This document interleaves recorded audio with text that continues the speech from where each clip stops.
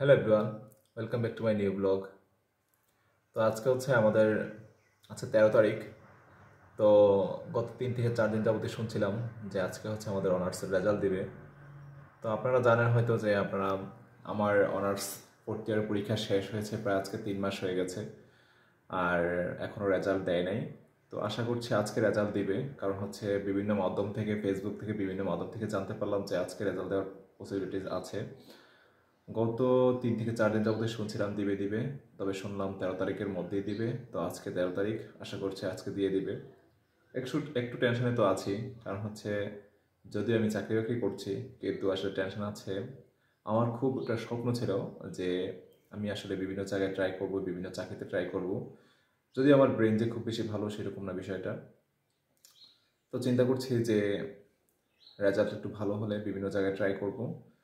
আমার যেহেতু চাকরি আছে, তারপরেও আমি চাকরিটা চেঞ্জ করার চেষ্টা করব যতটুকু সম্ভব হয়। কিন্তু এখন যদি রেজাল্ট ভালো না হয় তাহলে এটা একটা সমস্যা। আশা করছি রেজাল্টটা ভালোই হবে, কারণ পরীক্ষা মোটামুটি ভালোই দিয়েছি। আর এই ভিডিওটা তখনই কন্টিনিউ হবে যদি রেজাল্টটা ভালো হয়।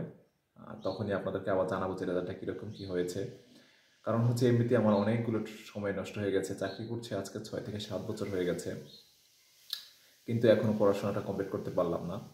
তো অনার্সটা কমপ্লিট করা দরকার ছিল আজ থেকে আরও 2 থেকে 3 বছর আগে। তখন করলে অনেক কিছুই হয়তো আরও ভালো হতো আমার জন্য, সময়টা বেঁচে যেত। যেটা এখন করলে একটু তো লেট হয়েছে, কারণ আমাদের অনার্স শেষ করতে প্রায় 6 বছরের উপরে লেগে গেছে। তো যাই হোক, আমার জন্য আশীর্বাদ করবেন যাতে রেজাল্টটা ভালো হয়।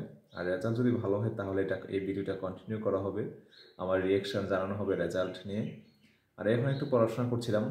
আর আসলে আমি যেহেতু যে বিষয়ে অনার্স করছি সেই বিষয়টা সাথে সাথে অন্যান্য বিষয়েও পড়াশোনা করতে হবে চাকরির জন্য। তো অন্যান্য বিষয়ের উপর আসলে চেষ্টা করছি একটু জোর দেওয়ার জন্য, যেগুলো পারি না।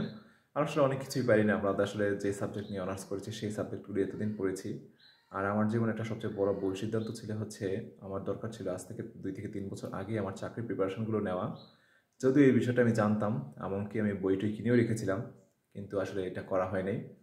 তো যাই হোক, এখন থেকে পড়াশোনা করলেও কিন্তু আসলে অনেক কিছু করা যায়, কিন্তু আমি আসলে ওরকম মনোযোগ সহকারে পড়তে পারছি না। এক, দ্বিতীয় হচ্ছে আমি যেখানে চাকরি করছি সেখানে আসলে পড়ার পরিবেশটা ওরকম নেই। তো সেটা একটা অবস্থা। তো যাই হোক, এখন এসেছি হচ্ছে বাড়িতে গত 2 দিন যাবৎ। তো বাড়িতে আসার পরে একটু পড়াশোনা করার চেষ্টা করছি, যদিও গতকালকে একটু পড়াশোনা করতে পারি নাই। তো দেখি, আজকে রেজাল্টটা ভালো হলে মনোযোগ সহকারে পড়াশোনা করার চেষ্টা করব, কারণ সামনে অনেকগুলো নিয়োগ পরীক্ষা আছে, সেগুলোতে অ্যাটেন্ড করার চেষ্টা করব। আর আমার জন্য একটু প্রে করবেন। এই তো। তো চলুন তাহলে রেজাল্টের আশায় থাকি।